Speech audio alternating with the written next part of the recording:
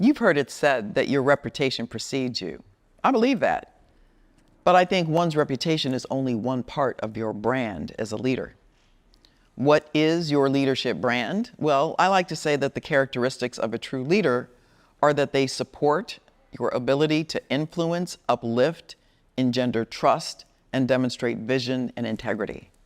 The best leaders also have the ability to be vulnerable, human, and to see the unique human aspects of others, especially people not like you. Your brand is a distinct identity for a business or a person in the minds of one's target audience and the general population. So in practical terms, branding is what you're known for or what's said about you when you're not in the room. So put leadership and brand together, and we're talking about how your leadership behaviors or competencies, the what and how you do what you do, and your being or your identity and the who you are perceived by others. Your role doesn't define your leadership competencies, your behaviors do. And there's a lot you can do to consciously and deliberately develop a positive leadership brand.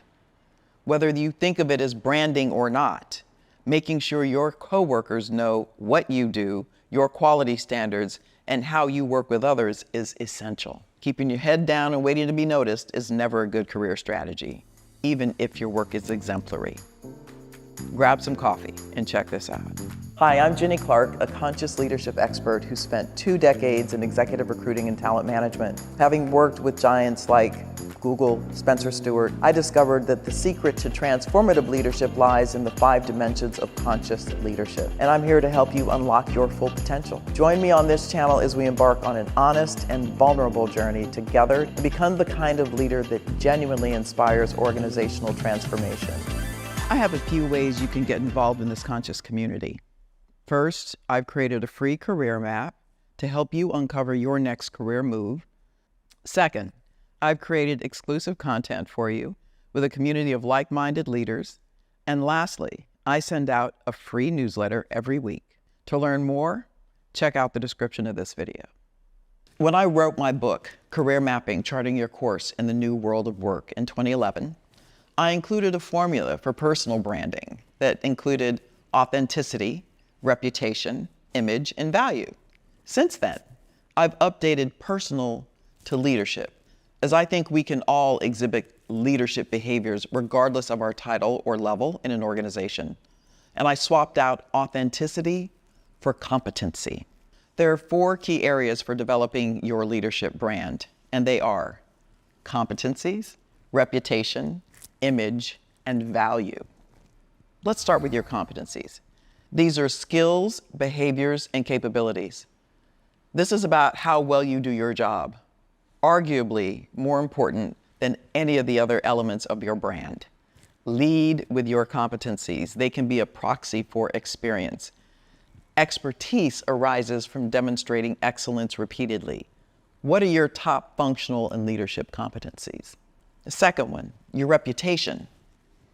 First, credibility. This to me means strength of character, reliability, and being trustworthy. Second, capability. Do you know how to get things done? Are you a good problem solver? Are you resourceful? This is related to competency, and you should be assessing your own regularly, not just the prescribed review cycles. And the third one is commitment. Are you going to see it through? Are you tenacious and willing to do what it takes to get the job done?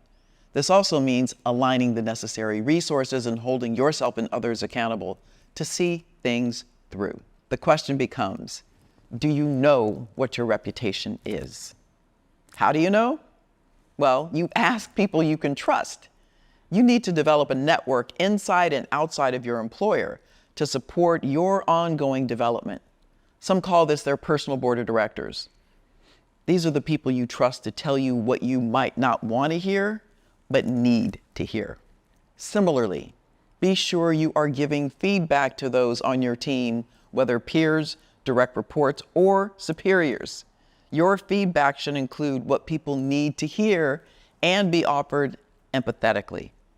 This opens the door for others to provide you with valuable feedback. Remember that the more senior you become, the less likely you are to get the critical feedback you might need. you have got to be willing to look in the mirror. Consider tapping more junior team members to give you periodic feedback. They have to trust you to know that there'll be no retaliation. All right, here's the third key, image. Let's start with your appearance. Now, this can be controversial because we've become quite casual compared to when I got into the workforce decades ago. In other parts of the country and in other sectors, professional appearance matters, especially when client-facing. As a guide, note what people more senior than you are wearing. The second one is communication. I'm a stickler for using proper grammar, minimizing colloquialisms, look it up, and acronyms, and not succumbing to trendy styles of speaking that can send the wrong signals about your readiness for client engagement, management, or even the C-suite. Same is true for writing. Proper spelling and grammar are downright easy when you have spell check, but you should proofread every single email. It only takes seconds, and don't think no one notices those errors. And don't forget your writing style. An email should be composed and not written as though you were speaking. It should have punctuation, ideally proper punctuation. Your attention to detail matters and speaks volumes about the pride you take or don't in your work product. The really sad thing is that often no one tells you about these errors, which become perceived shortcomings. Managers should, but often are guilty themselves of these communications transgressions. The third here is authenticity. We talk in terms of bringing our whole selves to work. At the same time, there are unwritten rules we are all expected to abide by if we want to be accepted or fit in, assimilate even. Let me mention one other thing here, etiquette. This is making a comeback.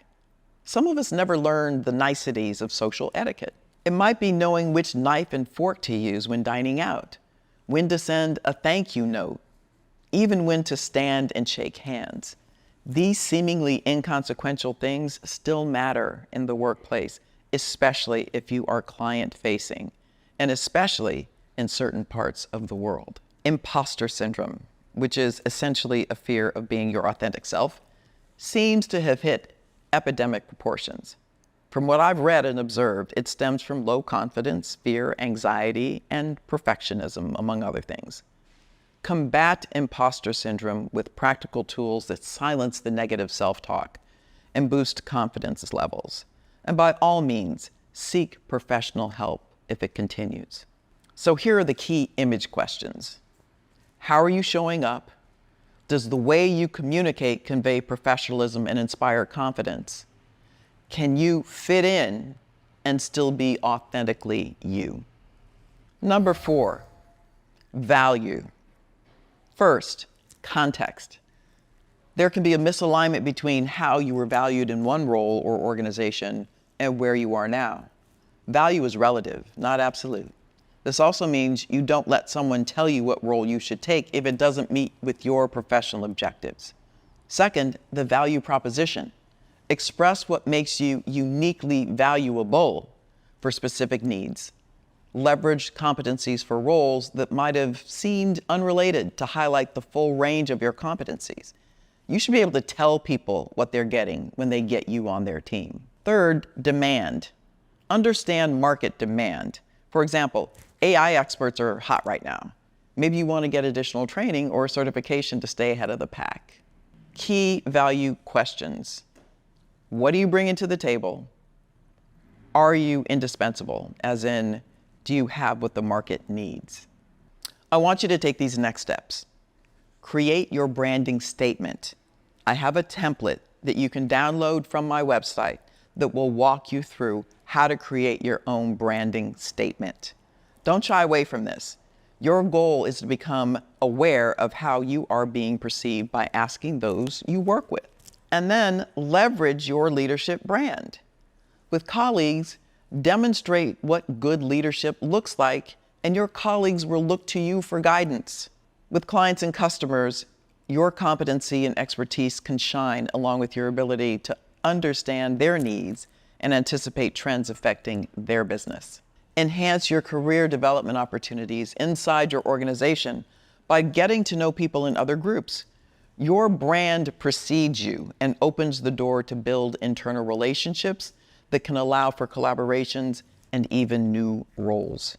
In professional associations, civic or cultural boards, your participation in these kinds of organizations is an opportunity to contribute your leadership competencies for the benefit of the organization and to make contacts that can help you professionally, as in advisors, mentors, prospective clients even.